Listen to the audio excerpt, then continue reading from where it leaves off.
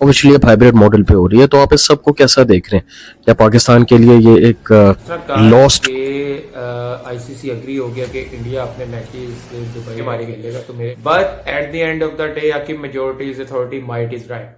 हम कर भी क्या सकते हैं? मेरे ख्याल में ये काफी नाकाबिले तलाफी नुकसान है कि ये 16-18 के साल लिए कल बाद के पहले टेस्ट मैच के लिए अनाउंस कर दी गई है और अब्दुल्ला शफीक को ड्रॉप कर दिया गया गालिबन उन 3 डक्स की वजह से। बनाने के लिए इन्होंने उनको सेलेक्ट किया। देखा कि it wasn't a very easy decision, right? कह रहे कि जी मुझे हाइपरथायराइड डायग्नोज हो गई है, तो मेरे ख्याल में आके भी पाकिस्तान क्रिकेट में बड़ी अच्छी लीग चल रही है। ताहिर भाई हमारे साथ मौजूद हैं। कैसे हैं ताहिर भाई?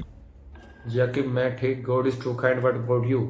तो ताहिर भाई, जैसे कि आप देख रहे हैं कि आईसीसी चैंपियंस ट्रॉफी 2025 का जो शेड्यूल है उसका ऐलान हो गया और इंडिया की जो जिद है, जो हद डरमी है, वो पूरी हो गई है और मैचेस हैं वो अब उनके मैचेस पर्टिकुलरली दुबई में रख दिए गए हैं और चैंपियंस ट्रॉफी ऑब्वियसली अब हाइब्रिड मॉडल पे हो रही है। तो आप इस सब को कैसा देख रहे हैं? क्या पाकिस्तान के लिए ये एक लॉस्ट कॉज है, शिकस्त है एक? देखिए आकिब, आपने जिस तरह कहा है कि आईसीसी एग्री हो गया कि इंडिया अपने मैचेस दुबई में खेलेगा, तो मेरे ख्याल में eight the end of the day India अपनी हटदर्मी दिखाने पे मजबूर किया था इसने आईसीसी को, और आईसीसी उस पर खुद मजबूर हो गए मानने में। आकिब, मैं डे वन से कह रहा था, तब से so called J Shah has become the chairman of ICC. ICC is no more an international cricket council, nor it should be termed as Indian cricket council. देखिए, इंडिया का डे वन से ये स्टांस था कि जी हम दुबई में matches खेल लेंगे, न्यूट्रल वेन्यू पे खेल लेंगे, पाकिस्तान नहीं जाएंगे।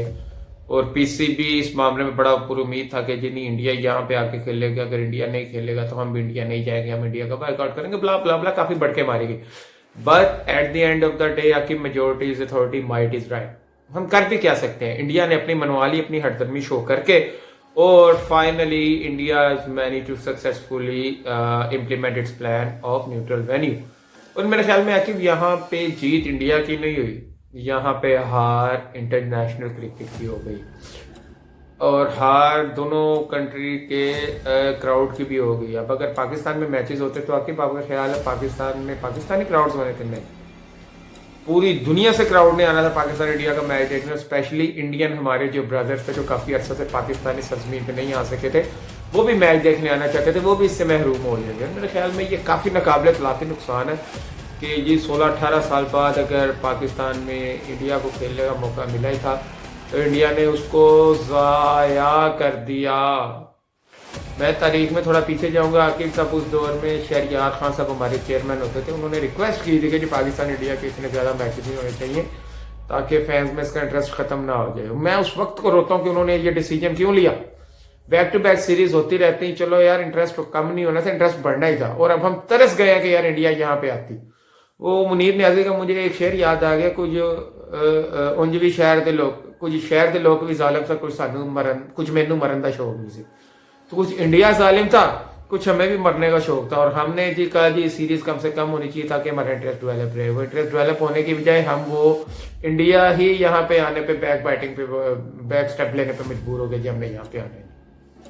ताहिर भाई, जैसे कि आप देख रहे हैं कि पाकिस्तान की प्लेइंग 11 पहले टेस्ट मैच के लिए, कल के पहले टेस्ट मैच के लिए अनाउंस कर दी गई है और अब्दुल्ला शफीक को ड्रॉप कर दिया गया गालिबन उन 3 डक्स की वजह से, और मोहम्मद अब्बास को भी टीम में लाया गया। तो आप इन दोनों सिलेक्शंस को और ओवरऑल इस टेस्ट स्क्वाड को कैसा देख रहे हैं?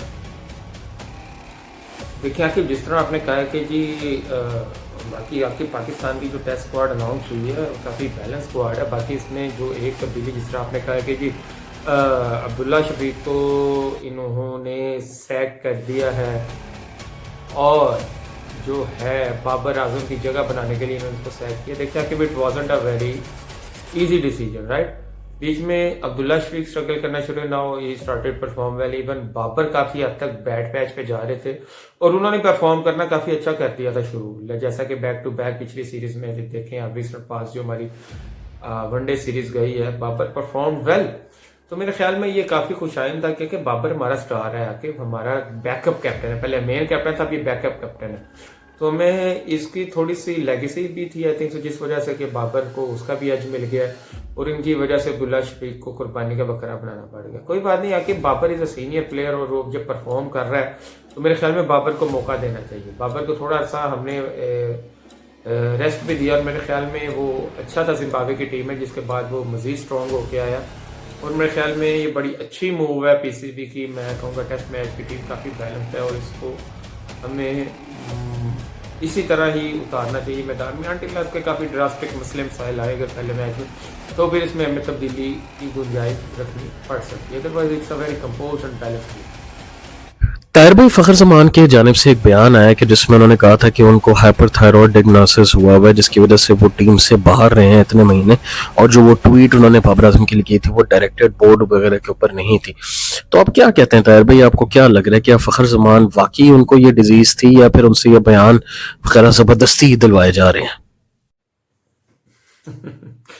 आके मुस्कुराने की बात करते हो, दिल जलाने की बात करते हो। अगर फ़खर खुद कह रहे कि जी मुझे हाइपरथायराइड डायग्नोज हो गई है, तो मेरे ख्याल में आके भी ये डिजीज़ पे आई थिंक सो हमें ना कोई ज़्यादा डिबेट नहीं करना चाहिए, क्योंकि इसमें चांसेस हैं क्या फ़खर को रियल में भी हो सकती है, और चांसेस वाली बात है कि उसको स्टेटमेंट पे मजबूर भी कराया गया हो सकता है ताकि पीसीबी से सेटलमेंट हो सके। व्हाट्सएवर इज द रीजन आके हमें फ़खर को बैक टीम में देखना चाहते हैं। ठीक है, अगर पीसीबी ने उनसे वो अंडर द टेबल के मुज़ाकरात किए हैं कि जी आप हमें बदनाम किए या हम हो रहे हैं, आप ये स्टेटमेंट दें, इस चीज़ को कवर करें और टीम में आए। मेरे ख्याल में फ़खर को जो स्टेटमेंट उन्होंने दिया काफ़ी वाइज मूव है कि वो अकड़ नहीं गए कि नहीं जी मैं हक का साथ दूंगा। देखिए समटाइम आपको झुकना भी पड़ जाता है बैटर कंट्री के मफाद के लिए, for the better interest of the country. और मेरे ख्याल में फ़खर ने मेरी स्टेटमेंट दी है तो डेफिनेटली उनके माइंड में कंट्री फर्स्ट का वो मोटो होगा, जिसकी वजह से उन्होंने स्टेटमेंट दी है। और मेरे ख्याल में फ़खर की काफ़ी वाइज मूव है, ये उनको टीम में रास्ता आने पे भी हमवार करेगी। अदरवाइज अगर फ़खर कोई दरमियाना रास्ता ना अपनाते तो मुझे डर था कि बासित अली की तरह फ़खर का भी टीम में रास्ता हमेशा के लिए बंद ना हो जाता। और it's a very wise move by Fakhar. आया कि उनको स्टेटमेंट दिलवाने पे मजबूर किया गया, उनको वाकई डिजीज थी, तो ये टीम में उनकी वापसी का रास्ता काफ़ी हद तक हमवार करेगा। Lastly before we conclude this video, Tahir भाई, फॉर्मर इंडियन क्रिकेटर जो कि बड़ा नाम है इंडिया में, विनोद कांबली जी, उनकी तबीयत जो है वो काफ़ी नासाज है और ख़बरें भी काफ़ी आ रही हैं उनको हॉस्पिटल में और वो बेड पे हैं और उनकी हालत अच्छी नहीं है। अब इसको कैसा देख रहे हैं, क्योंकि विनोद कांबली एक बड़ा नाम माना जाता है, उन्होंने सचिन तेंदुलकर के साथ भी क्रिकेट खेली हुई है।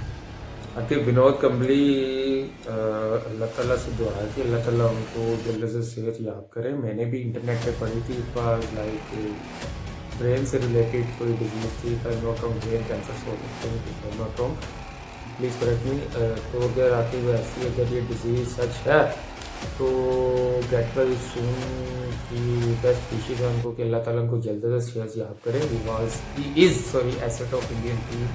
और उसके अलावा भी इनके जो टीम पे तबसरे होते थे जो जस्ट प्लम रियलिटी बेस होते थे, तो मेरे ख्याल में मैं तो आके इनको बड़ा दोबारा बैक इनटू द चैनल देखना चाहता हूँ और अपने तबसरों के साथ। और जब पाकिस्तान और इंडिया के टाकरा होता था तबसरों में तो उनके काफ़ी वो ताबड़तोड़ तबसरे होते थे। I use to enjoy despite of feeling angry on him. और आके ही इज अ स्पोर्ट्समैन और अभी उनकी ज़रूरत है इंडियन टीम को भी, वर्ल्ड टीम को भी। और ऐसे प्लेयर्स का मेडलिस्ट को मेरे ख्याल में मज़ीद इंडिया को चाहिए कि वो जब सेहतियाब होके आए इनको मज़ीद यूटिलाइज करें, क्योंकि आखिर दीज सॉर्ट ऑफ प्लेयर अरसे बाद पैदा होते हैं। और मैंने तो खैर इनको इतना खेल तो नहीं देखा, पर अपने वाले साहब से मैंने इनकी क्लास के बारे में काफ़ी सुना है। और मेरी विश है कि अल्लाह ताला इनको जल्द से सेहतियाब दे, सेहतियाब करे और इंडियन टीम भी इनसे मज़ीद फैज़याब होने की अपनी सलाहियत से इनको पूरा सेहतियाब होने के बाद इनसे जो उनका नॉलेज है वो गेन करें। So yeah guys, that's it for this video. Cricket के पेज को लाइक कर, फॉलो कर, सब्सक्राइब कर for more content like this. तब तक के लिए मुझे ताहिर भाई को दीजिए इजाजत। Take good care of yourself and अल्लाह हाफिज। अल्लाह हाफ़िज़।